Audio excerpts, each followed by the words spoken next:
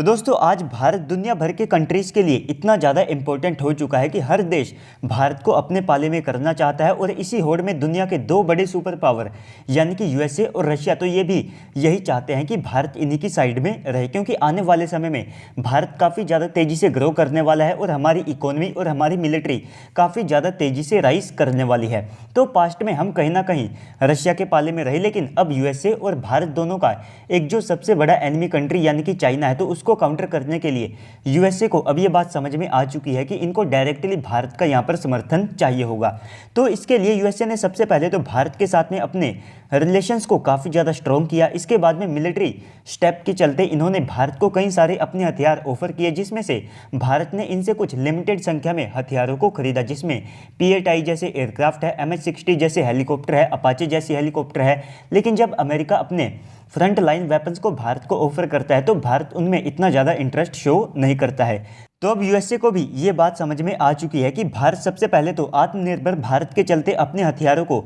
अपने देश में बनाना चाहता है, जिससे कि हम डायरेक्टली इनसे किसी भी बड़े हथियार को खरीदने नहीं वाले हैं। तो इस सब के चलते अब यूएसए ना केवल भारत को अपने बड़े हथियार ऑफर कर रहा है, बल्कि इनकी लोकल असेंबली और साथ ही साथ इन हथियारों को लेकर के टेक्नोलॉजी का जो ट्रांसफ़र है उसे भी यूएसए अब करने के लिए तैयार है। और अब इनके द्वारा भारत को एक काफ़ी ज़्यादा बड़ा ऑफर दिया गया है, जिसके चलते दोनों देश मिलकर के एक सबसे ज़्यादा खास हथियार को यहां पर बनाएंगे और इससे ये कहीं ना कहीं ये प्रयास करेंगे कि भारत रशिया से और ज़्यादा दूर हो जाए, क्योंकि जब तक भारत हथियारों को लेकर के रशिया के ऊपर डिपेंड रहेगा तो तब तक हम यूएसए का इतना खुला समर्थन नहीं कर सकते होंगे। तो दोस्तों इसी के चलते यूएसए ने ये ऑफर भारत को दिया है कि दोनों देश मिलकर के एक हाइब्रिड एयर डिफेंस सिस्टम को बना सकते हैं, जो कि यहाँ पर S-500 जैसा होगा और S-400 की जो कैपेबिलिटीज़ है उनसे ये कहीं ज़्यादा बेहतर होगा। तो इससे पहले यूएसए अपने पैट्रियोट एयर डिफेंस सिस्टम और थर्ड एयर डिफेंस सिस्टम का जो ऑफर है वो भारत को दे चुका है, जिससे कि हम Russian S-400 air defence system के बजाय इनसे थर्ड और साथ में पैट्रियोट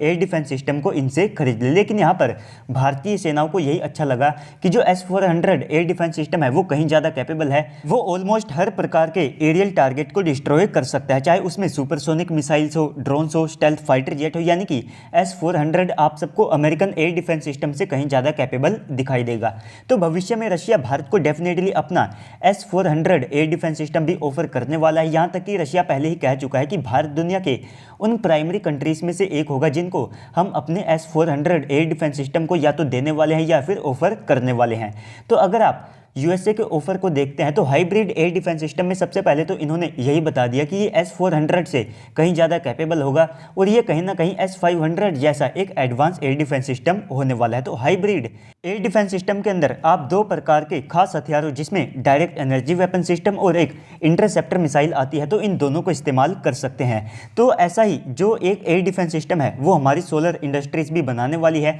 आने वाले 1 से लेकर के 2 साल के अंदर आप सबको इनका ये हाइब्रिड एयर डिफेंस सिस्टम देखने को मिल जाएगा, लेकिन इनका जो स्केल है वो थोड़ा छोटा होगा, लेकिन इसमें ये एक डायरेक्ट एनर्जी वेपन सिस्टम और साथ में एक इंटरसेप्टर मिसाइल का इस्तेमाल करने वाले हैं। तो ऐसा ही यहाँ पर यूएसए और भारत भी कर सकते हैं, लेकिन जैसा कि यूएसए ने ये कहा कि ये S-500 की जो कैपेबिलिटीज़ है उनके आसपास का एयर डिफेंस सिस्टम होगा, तो ऐसे में जो स्केल है वो आप सबको काफ़ी ज़्यादा बड़ा देखने को मिलेगा। तो हो सकता है कि अगर भारत और यूएसए मिलकर के इस एयर डिफेंस सिस्टम के ऊपर काम करते हैं तो ये भारत के लिए भी काफ़ी ज़्यादा फायदेमंद साबित हो सकता है, क्योंकि अगर हम मिसाइल्स और साथ में एयर डिफेंस सिस्टम के मामले में बात करते हैं तो यूएसए और भारत ऑलमोस्ट अब सेम लेवल के ऊपर आ चुके हैं। आप सबको हर प्रकार की जो मिसाइल यूएसए के पास में देखने को मिलती है वो मिसाइल आप सबको भारत के पास में भी देखने को मिलेगी, चाहे वो एक बैलिस्टिक मिसाइल हो, ICBM मिसाइल हो, जो K4 सीरीज़ की SLBM मिसाइल्स होती हैं वे भी आप सबको भारत के पास में देखने को मिलेगी। यानी कि ऑलमोस्ट हम मिसाइल्स के मामले में यूएसए को अब टक्कर दे रहे हैं। तो इस कारण से यहाँ पर